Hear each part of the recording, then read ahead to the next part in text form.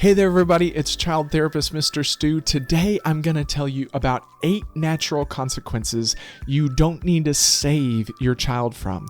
I'll tell you about the behavior that they'll exhibit, the consequence they'll face, and the lesson they'll learn from it if you'll let them face it. Let's jump in.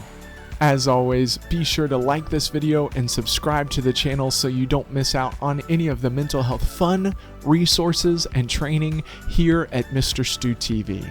The first behavior is forgetting their homework.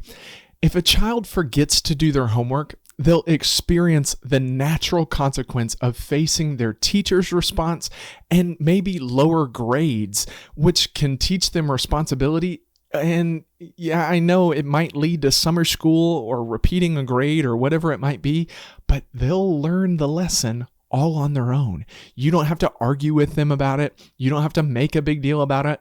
Let them face the consequences.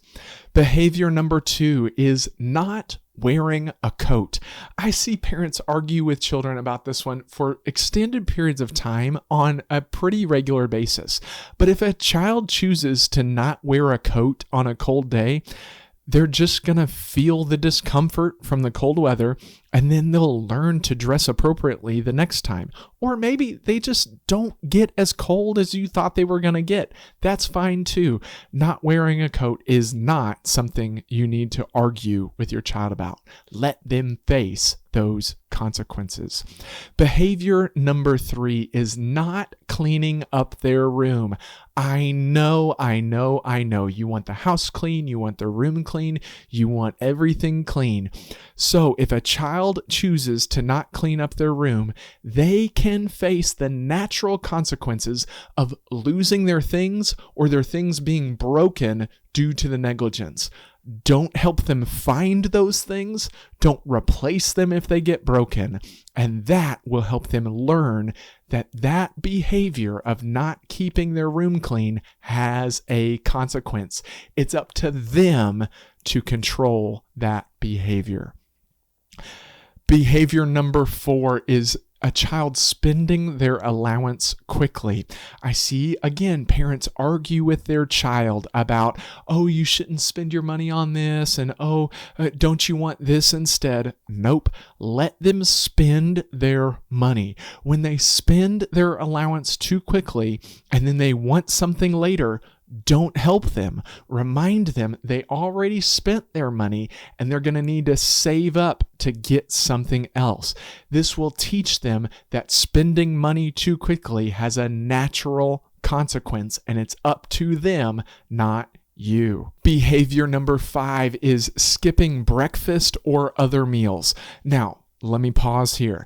This is not if there is a routine for skipping meals. If the child is not eating on a regular basis, make sure you consult a doctor. But if they're just skipping a meal to do something else, feeling hungry later is a natural consequence that it's okay to let children experience sometimes.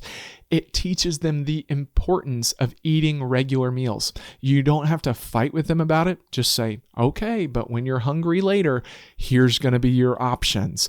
And it will teach them that sustained energy for their day and the things that they want to do comes from those meals. Behavior number 6 is not studying for a test. This one goes along with forgetting their homework or refusing to do their homework.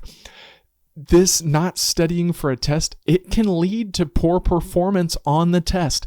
And I know that you as a parent want your child to do amazing at all of their schoolwork, but that's not your job. It's their job. So not studying for a test will show them that you are not going to control them to do that. They are going to have to be the ones that manipulate that behavior because summer school is real. Let children face that consequence, and they probably won't do it more than once. Behavior number 7 is overeating junk food. There's kids who say, I'm going to eat the whole package of Oreos, or I'm going to eat the whole tub of ice cream, or whatever it might be. First off, Probably not. They're probably not going to be able to. They are going to be able to eat enough to make themselves sick, and that's a natural consequence. But they're probably not going to be able to finish it, or if they do, they'll get sick and they won't want to do it anymore. If you tell them no and argue with them about it, they're always going to wonder, what if I did? I bet I wouldn't get sick. Just let them get sick. Let them get sick from the overeating the junk food. Let them go for it. Let them face that natural consequence. And the eighth behavior is ignoring bedtime.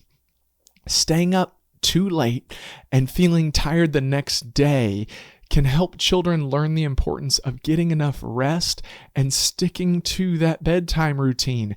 Now, here's the kicker. You can't let them off the hook for what they need to do the next day.